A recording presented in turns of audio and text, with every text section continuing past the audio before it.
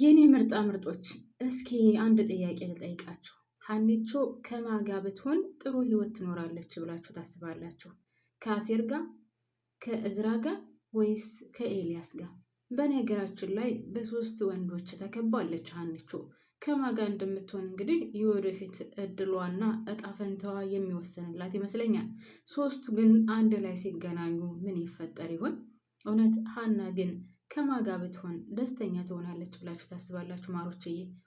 ሶስቱም ወንዶች ይወዷታል በጣም በሚገርም ሁኔታ። እሷ በዛም አነሰም አወቀችም አላወቀችም አሁን ልቧ ከዝራ ጋር ነው። እኔ እወዳለሁ በፍቅር እንዳልሞትብህም እያለችው ነበር። እና ከማጋ ብትሆን ጥሩ ህይወትን ትመራለች ብላችሁ ታስባላችሁ? እስኪ ማሮችዬ ሀሳብ አስተያየታችሁን አቀብሉኝ። ሰላም እንዴት ናችሁልኝ? የምወዳችሁ የማከብራችሁ የኔ እንቁዎች ማለት ነው። ላይክ ሼር ሰብስክራይብ እያደረጋችሁ ለምታበረታቱኝ እውነት ፈጣሪ ያክብርልኝ። ከልብ ነው የማመሰግነው። ደግሞ በቅርብ 10,000 ታስገቡኛላችሁ አይደል ማሮችዬ? እናም መልካምነት ለራስ ነው። ለእናንተ ምንም የሚጎዳችሁ ነገር የለም። ስለዚህ አዲስ ከሆናችሁ ሰብስክራይብ አድርጋችሁ የደወል ምልክቷን በመጫን ቤተሰብ ሁኑ። ነባር ቤተሰቦች ደግሞ ቪዲዮ ሲደርሳችሁ ላይክ ዋንጫን እያደረጋችሁ በዚህ ቪዲዮ ላይ ደግሞ ሀሳብ አስተያየታችሁን እንድታካፍሉኝ ይፈልጋለሁ። ግን በአክብሮት ነው የምጠይቀው። ታዳማሮች ያው ካለ እናንተ አይሆንልኝም አይደል? ስለዚህ መልካምነታችሁን ደግሞ እንደምታሳዩኝ ተስፋ አደርጋለሁ። እናም ደግሞ ከልብ ነው የማመሰግነው። ፈጣሪ ያክብርልኝ።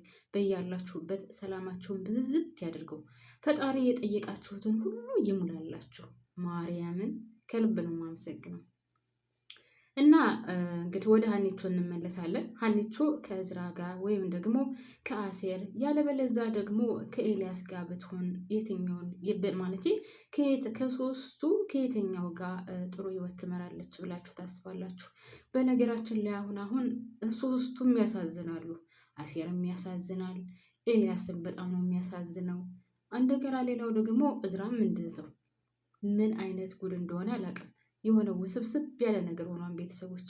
እሷ ግን አሁን ለምሳሌ ከእዝራ ጋር አሁን ያው እየተቀራረቡ እየተገናኙም ስለሆነ እየተደዋወሉም ስለሆነ ልቧ ወደ እዝራ ይመስለኛል።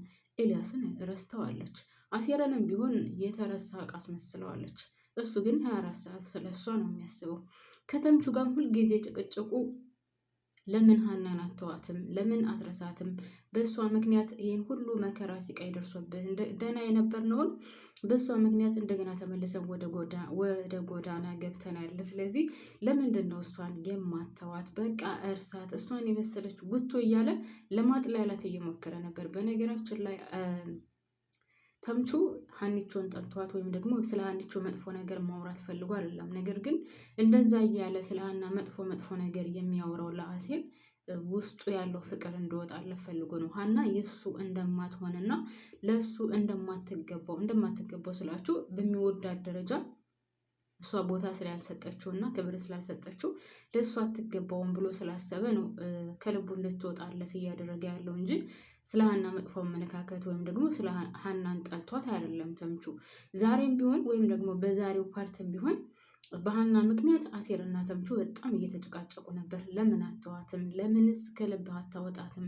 እሷን የመሰለ ሌላ ጠፍቶ ነው ወይ? የቱ ጋ ነው ቁንጅናዋ? እቺ ጉቶ የመሰለች ምናምን እያለ ብቻ ስለሷ መጥፎ ነገሮችን ሲናገረው ነበር። እሱ ብቻም ሳይሆን ሀናን አንተ ባታፈቅራትና የአቶ ኖላዊ ልጅ ባትሆን ኑሮ ማርያምን እገላት ነበርም ሲል ነበር ማለት ነው። ምክንያቱም እንደዚህ ያለበት ምክንያት ውድ ቤተሰቦች የአሴርን ስቃይና መከራ ማየት ስለማይፈልግ ነው።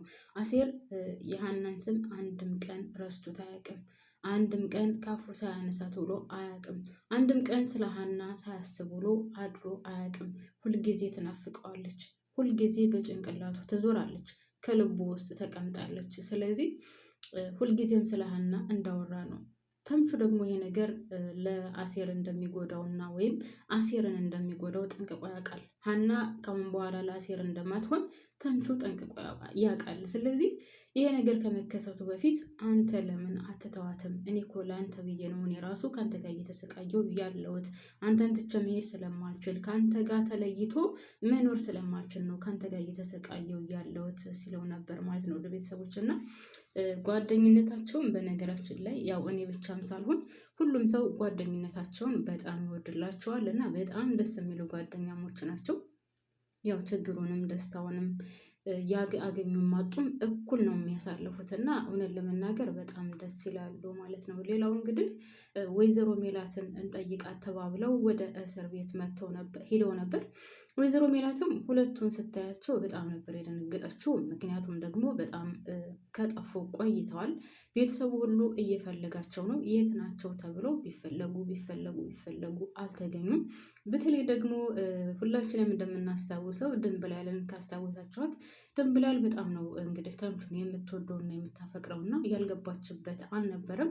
እንግዲህ እሷ ብቻም ሳትሆን ሰላምም ሳትቀር ሀኒቾ ምናሴ ሳይቀሩ አብረው እያፋለጓት ነበር። ነገር ግን ያው እነሱ የት እንዳሉና የት እንደነበሩ አልታወቀም። ስለዚህ እስካሁን ድረስ በፍለጋ ላይ ናቸው። ሀናም ብትሆን እነሱን ለማግኘት ያልደረሰችበት ቦታ አልነበረም። ነገር ግን ልታገኛቸው አልቻለችም። ያም ሆነ ውድ ቤተሰቦች ይህን ነገር ስለምታውቅ ወይዘሮ ሜላት ደግሞ በጣም ነበረ የደነገጠችው እነሱን ስታያቸው። እውነት አይኔ ነው ወይስ ተሳስቻለሁ እስከ ማለት ድረስ አይኗን እስከ ማሸት ድረስ ደርሳ ነበር እና አይ እኛ ነን አንቺን ልንጠይቅሽ መተን ነው እና ማንም አያውቅም ለማንምም እንዳትናገሪ ብለዋት ነበር። እዚህ ላይ ግን ማሮችዬ ውድ ቤተሰቦች ለወይዘሮ ሜላት ከዚህ በፊት የምትፈልጉትን ነገር አድርግላችኋለሁ ብቻ ጠይቁኝ ብላቸው ስለነበረ ከዚህ በፊት እንደዚህ ብለሽን ነበር፣ አሁን በጣም ችግር ላይ ነው ያለ ነው እና እባክሽን ትንሽ ገንዘብ እርጅን ብለዋት ነበር።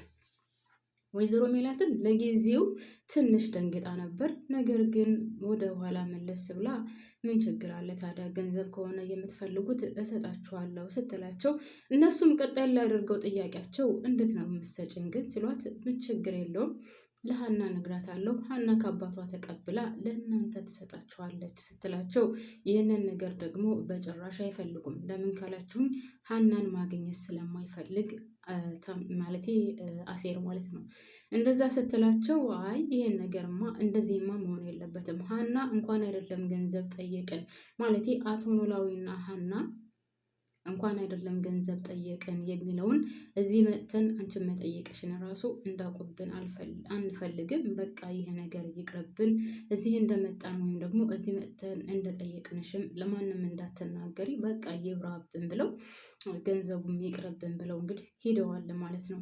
ወይዘሮ ሜላት ደግሞ ይህን ለምን እንደዚህ ያደርጋሉ? ቆይ ምን አስበው ነው? ምንስ ችግር ተፈጥሮ ነው? በዚህ ልክ ድረስስ ሀናን የተቀየሟት ምን አድርገዋት ነው እያለችም እንግዲህ ቤተሰቦቼ በጣም እየተብሰለሰለች ነበር ማለት ነው። ወይዘሮ ሜላት የበደለቻቸው ማለት የመሰላት ሀና አሴርንና ተምቹን የበደለቻቸው ነው። ነገር ግን ሀና ምንም አይነት በደል በድላቸው አይደለም። ያው እንግዲህ ፍቅሩን ስላልተረዳችና እንደሚወዳትና እንደሚያፈቅራት አሴር ስላልተረዳችው እንጂ ሌላ መጥፎ ነገር አድርጋ አይደለም። ያም ሆነ እንግዲህ እንደዛ ብለው ከዛ እስር ቤት ወጥተው ሄደዋል ማለት ነው። ውድ ቤተሰቦች ሌላው እርግብን ለማግኘት ሂዳ ነበረ። ማነው ስሟ ሀኒቾ ማለት ነው። እርግብ ግን በጭራሽ ጥሩ ፊት ልታሳያት አልቻለችም። ለምን ካላችሁኝ ውድ ቤተሰቦቼ ያው ፖሊሶቹ ወይዘሮ ሜላትን ጠርተው ወይዘሮ ሜላትን ሳይሆን መጀመሪያ እርግብን እንፈልግሻለን ይሏታል። እርግብን እንፈልግሻለን ሲሏት ወይዘሮ ሜላትን ብትሆን ለምንድነው ብቻዋን የምትወስዷት? ካልሆነ ከኔ ጋር ወሰዷት ስትል በጭራሽ አንፈልግም አንቺን እርግብን ለጥያቄ እንፈልጋታለን ይዘን መሄድ አለብን ብለው ሲሉ ወይዘሮ ሜላት ተከራከረች። እኔ ግን ወይዘሮ ሜላት ሆነን ለመናገር ግራ አጋብታኛለች። ፖሊሶቹ ራሱ ግራ ተጋብተዋል። ሀና ሄዳ ስታናግራቸው ራሱ ቆይ እኛ ግራ ተጋብተናል፣ እናንተ ናችሁ ለእርግብ ጥላት ወይስ እሷ ናት ጥላታችሁ እስከ ማለት ድረስ ራሱ ደርሰዋል ውድ ቤተሰቦች። እሱም ደግሞ ያስብላል። ለምን ካላችሁኝ በዚህ ደረጃ ለእርግብ የሚከላከሉላት ይህንን መረጃ ብሰጣቸውም ለፖሊሱ ማስረከባቸው የማይቀር መሆኑን ረስተውት ነው? ግራ ገብቶኛል እኔ በበኩሌ።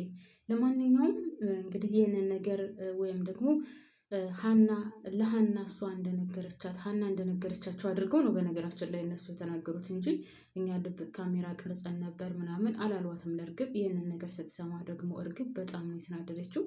ለምን እኔ በድብቅ ያደረግኩትን እናንተ ለምን በአደባባይ አደረጋችሁት? እኔ ለሜላትና ለአንቺ ወይም ለአባትሽ የተናገርኩት እኔን ከእስር ነፃ እንድታወጡኝ ሜላትንም ከእስር ነፃ እንዳወጣት ነበር።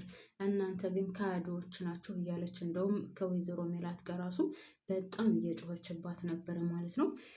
እሱ ብቻ አይደለም ቤተሰቦቼ፣ ፖሊሶቹን ራሱ እናንተ ግን የእርግብ ኃይለኝነት እናንተ ለፖሊሶች እንኳን አትመለስም እኮ እሷ ወንጀለኛ ሆና እያለ ማለት ነው። እንግዲህ ያን ቤተሰብ ስታመስ የነበረችው እሷ ናት። እሷ ወንጀለኝነቷ እንዳለ ሆኖ ግን ከፖሊሶቹ ፊት ራሱ የምትመለስ አይደለችም። ውድ ቤተሰቦች በቃ የሆነ አንገቷን ገትራ ሽንጧን ገትራ የሚባለው አንገቷን ገትራ ነው የምታወራው እና በጣም ነው የምትገርመኝ እርግብ። ምንም አይነት ወንጀል የሰራች እኮ አይመስላትም። ምንም ማለት ታውቃለች፣ የጤፍ ፍሬ ያክል እንኳን ወንጀል የሰራች አይመስላትም። እና ለማንኛውም ምን እዚህ ላይ አቆማለሁ ማሮችዬ፣ በእናታችሁ ላይ